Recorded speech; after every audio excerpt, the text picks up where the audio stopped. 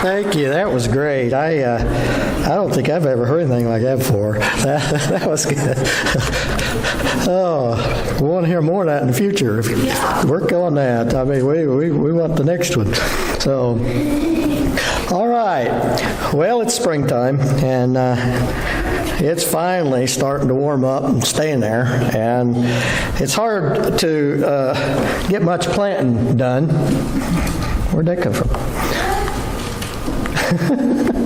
It's hard to get much planting done, I know, because of the rain, and I don't know how many of you do gardens, but I think a big chunk of you do, and I know I've talked to some farmers here recently, some Illinois farmers, and I know it's true in northern Missouri as well, is they're really nervous. They're not getting the crop. Normally they'd be crop up by now, but it's too wet, and they're having a real problem trying to even getting it in, and I grew up in a farming area that was a row crop, what they call a row crop area. And in fact, my dad was in the agriculture business most of his adult life, and I was my early years as well, as we had our own fertilizer plant and chemical plant. And one of the tasks I really enjoyed in springtime, and I did that several years, is I'd go out into the fields and we'd have to take soil samples. Now, soil samples over there are a whole lot easier than they are over here, I can tell you that.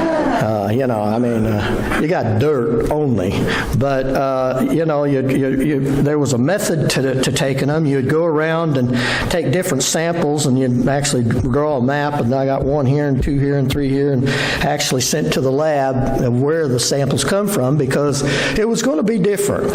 The soil was going to be different in those different locations. There was different nutrients, there's different types, and that kind of thing. But it was fun running around those fields taking those soil samples. And I got to thinking about this time of year and all that's going on in the planting and and it just led me to, of course, the parable that we're all familiar with, but I want to stop and focus on today the parable of the sower. And we see that Jesus shared this parable about soil samples. They were different kind of soil samples than what I used to take, but it is about different soils. And we see that in just one field that the sower is sowing, there's 4 different kind of soils mentioned in that parable. The parable is found over in Luke, the 8th chapter, and it says this over in Luke 8, 4 through 8. It says, "While a large crowd was gathered and people were coming to Jesus from town after town, he told them this parable. A farmer went out to sow his seed. As he was scattering the seed, some fell along the path, and it was trampled on. The birds of the air ate it up. Some fell on rock, and when it came up, the plants withered because they had no moisture. Others fell among thorns, which grew up with it and choked the plants. Still other seed fell on good soil. It came up and yielded a crop 100 times more than what was sown. And when he said this, he called out. He said, 'He who has ears, let him hear.'" We see that, I didn't get it turned, did I? I'm sorry. But anyway, many of the parables that Jesus gave to us, he just kind of left it to us to figure out the application. Some of it wasn't very hard. Some of them were really kind of difficult to figure out what his lesson was on some of the parables he told.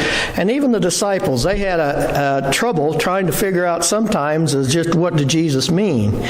And so we see that once in a while he would go ahead and explain the parable. And that is the case here. His disciples came to him and says, we don't get it. I mean, neat story, but what's that got to do with anything? Well, he explains to them that there are 4 conditions of a person's heart. And those 4 conditions of a person's heart are the same as these soils. Now, I believe probably if you looked at it carefully and thought about it, everybody in the world fits in one of these 4 categories. Everybody. That's the only divisions there are and when it comes to the condition of heart. So I think somewhere this applies to everybody in the whole world. We see that first he talks about the hard, unreceptive heart. He said back in verse 5, he said, Jesus said, as the sower was scattering his seed, some fell along the path. It was trampled on and had become hard from all the traffic that packed it down, and the birds of the air ate it up. Jesus explains down to 12th verse. He says, those along the path are the ones who hear, and then the devil comes and takes away the word from their hearts so that they may not believe and be saved. So Jesus explained this condition as those who hear the message of salvation, hear the Word of God. They actually have had the opportunity to hear, and then the devil comes and takes away the Word from their hearts so that they do not believe and therefore not saved. Because the ground was unbroken, because it was hard, because it was trampled on, the seeds just simply would not go into the ground. They'd laid on top. And the seed was bounced off the hard surface, and it never penetrated. And so it was laying there as bird feed. And so bird, like they always do, they came and they plucked away. The heart then becomes calloused. It's hard, can become unable to receive anything. It's unresponsive. But the Bible often speaks of hardness of heart of people. Do you notice that? It's quite often. In fact, the Pharisees were definitely ones that Jesus referred to. He replied, Isaiah was right when he prophesied, about you hypocrites, talking to these Pharisees. As it is written, these people honor me with their lips, but their hearts are far from me. They worship me in vain, and their teachings are but rules taught by men. I think what is striking about the heart in this parable is that this heart is so exposed to the enemy, easily given to influence of spiritual deception, and it's easily given to the ability for Satan to come and pluck it away. It may come from a deep spiritual pride, presuming to know everything, presuming don't need to know anything more, that you can't tell me anything. I don't want to hear it. And it may be a heart that refuses even to acknowledge its own deprived condition. I'm fine, you're fine, I don't need anything. I can take care of myself. Such a condition may feel outwardly tough and independent, when in fact it's just being trampled on and plucked from. What is sad is that most people in this condition don't even realize they're in it. They don't even realize that they have a hard heart. They feel fine, everything seems fine, their life seems fine. They just have no penetration from the Spirit of God. He then talks about what we call the shallow heart condition, or the superficial heart condition. The superficial heart condition, where am I going? The shallow or superficial heart condition. In the 6th verse, he said, some fell upon the rock, and when it came up, the plants withered because they had no moisture. And in this explanation, in verse 13, then, Jesus tells the disciples, those on the rock are those who receive the word with joy. And when they hear it, they're happy with joy, but they have no root. They believe for a while, but in time of testing, they fall away. That's what some have called the rocky ground. The rocky ground is not just pebbles. Now, I've been trying to level. We decided the grandkids needed a pad and a swimming pool by our house, and so I decided I need to level this very unlevel spot. That's rocky ground, I'm telling you. And we understand this more than any other place, or in the Midwest, I think. It's because the rocky ground is not just rocks on it or in it, like my yard, but it describes a ground that is even solid rock down below. You got some of that too, don't you? And the bedrock is actually close to the top of the ground, and so when the seed is sown, it quickly goes into what soil is there. It germinates. but it's unable to put down any roots. It's unable to go anywhere. Trees will do this. Last year I had a huge oak tree. I'm talking 3 foot across in diameter, and why it stood this long, I don't know. But anyway, it blew over, and it's still, the roots are still there, and part of the trunk's still there. But anyway, it had the roots all went out on top of the ground because they could not go down, so they had to go out. There was nothing holding it there. When the sun, though, comes upon a plant in that circumstances, and it becomes hot and it becomes dry, very quickly dry, then we see that the plant just withers and dies. It has no roots to go down and really be nourished. The shallow, superficial heart will initially be receptive. It's that heart that will hear the good news of God's salvation. That heart, in fact, will receive it with joy.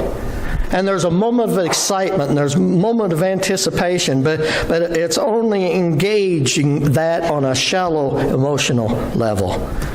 That's the problem with a total emotional faith. I'm not saying we shouldn't have emotion. In fact, if we don't have emotion, there's something wrong. But if it's all based upon emotion, what happens when emotion is gone? Usually, faith is gone as well. So, such a condition of heart is vulnerable to having emotion stirred without making any real commitment. And such a condition of heart is vulnerable to following Jesus only so far as things are easy, only as so far as things are enjoyable. And when it makes things happier or makes things more prosperous, it makes things fun. But when the trials come, and they do come, that was a promise of Jesus, when the trials come, when the sun bears down, when the heat is on, there isn't enough spiritual death to sustain the faith. Most people don't want to be thought of as being shallow or superficial. But in truth, we have created a culture in this day and age that trains us to live impulsively. We are trained in our culture as far as what we watch and what we hear and what we think about, and follow your emotions, follow your impulses, and to merely seek what satisfies today, immediately, without committing to anything deeper, without anything lasting. The body, most of us, the body enjoys eating candy. We like candy. But it will only cause us to survive for a while without substance, without good, nourishing food. And that is why Jesus often spoke of greed and often spoke of lust, because they only satisfy the shallow impulses of life, not the depth. And some fall away because they're just not deep in the Word. Remember that it's just what happened in John. That's just exactly what happened in John 6 when Jesus, started teaching in depth. And he was teaching in depth, and he started talking about something we understand, but in that day and age, this was odd. This was weird.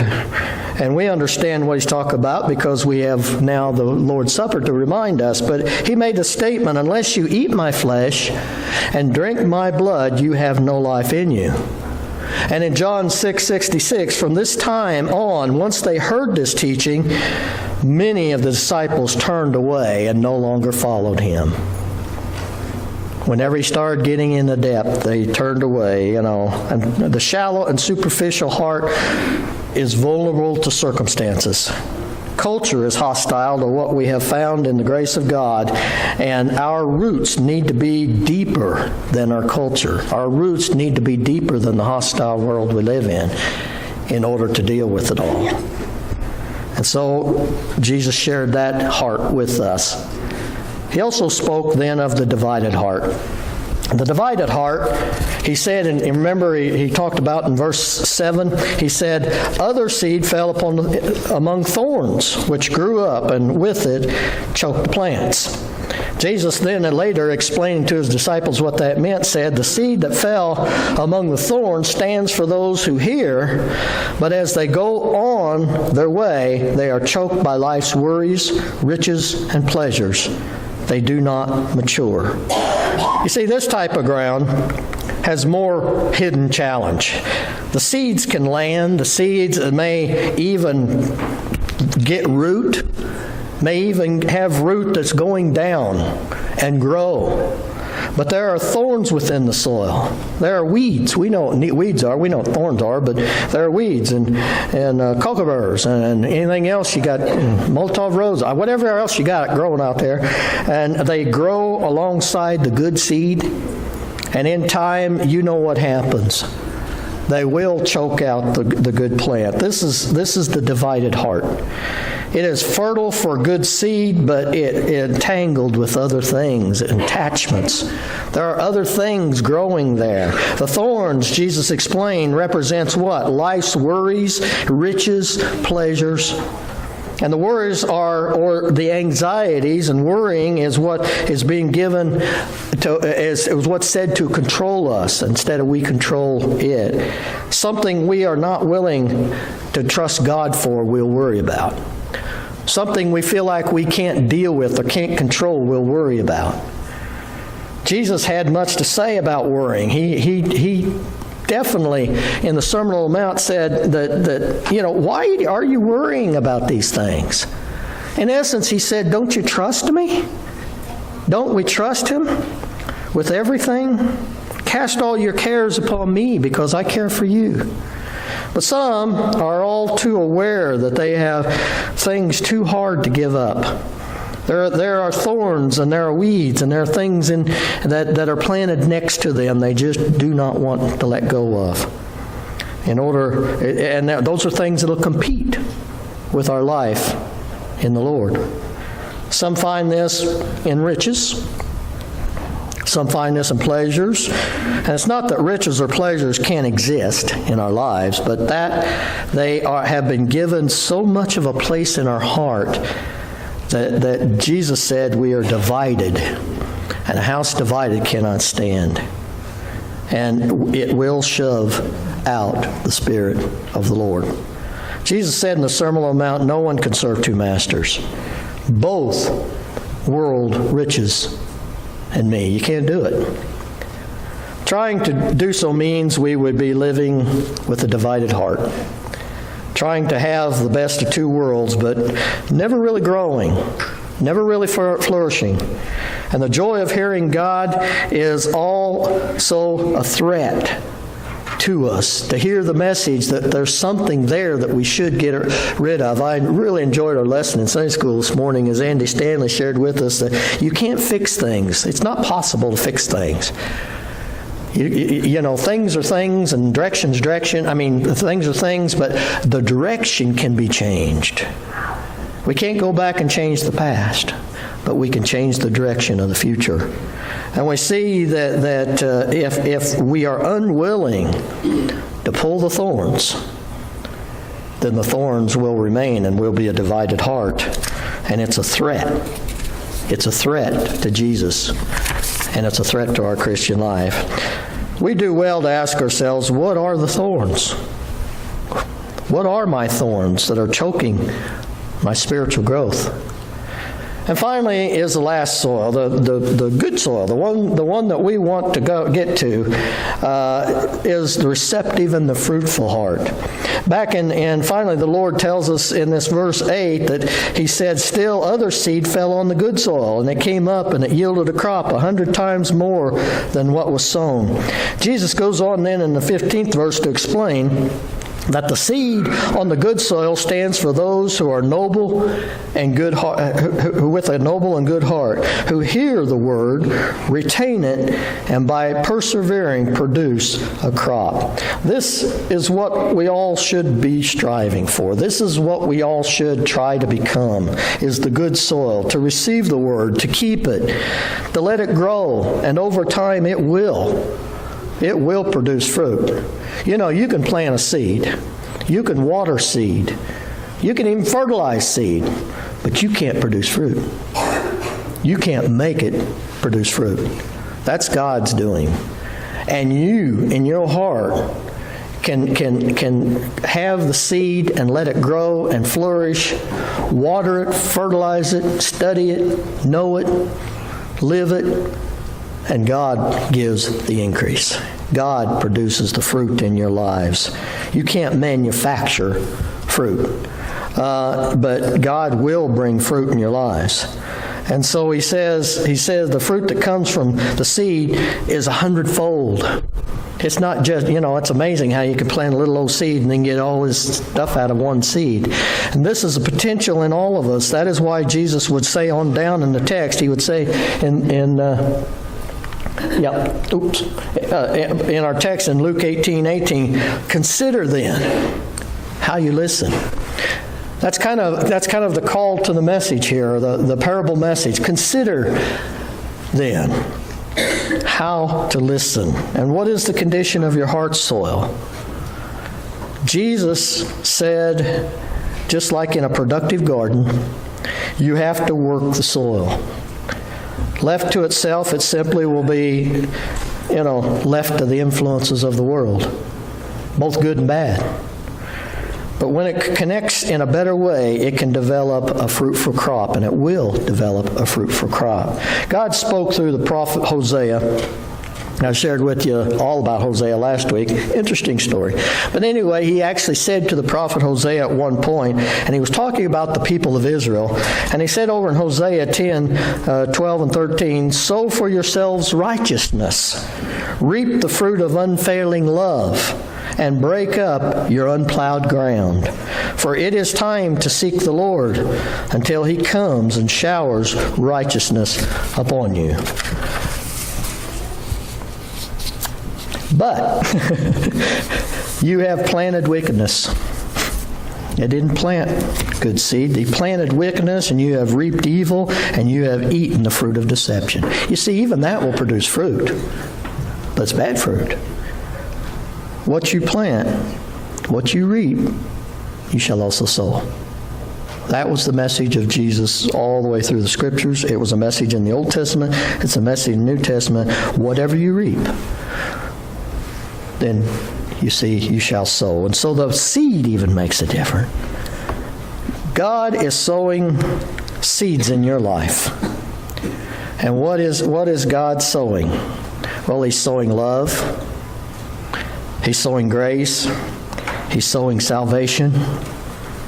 He's given everything you need to grow. He's given you everything you need to produce fruit. He's even given everything you need to be saved. But if we don't accept the seed, if we don't nourish, plant, water, live it, then we see that the world is going to take care of our garden and not us.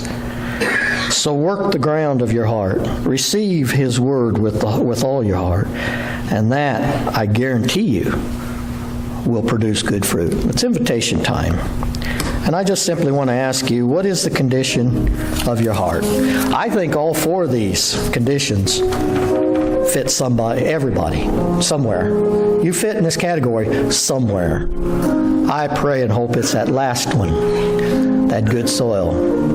But whatever you need, work the soil. And that means, of course, pay attention to the sower. Pay attention to the thorns that are in your life that need to be weeded out. Pay attention to where you are in relationship to Jesus. If you've never accepted him as your Lord and Savior, and give your life to him, you need to seriously consider that while there's still time. Because you see, eventually, not only will you die, you can become a weed. And there's another parable of Jesus that says that he will gather those and he will bundle them together and in the last day throw them into the fire. And they'll be burned with unquenchable fire.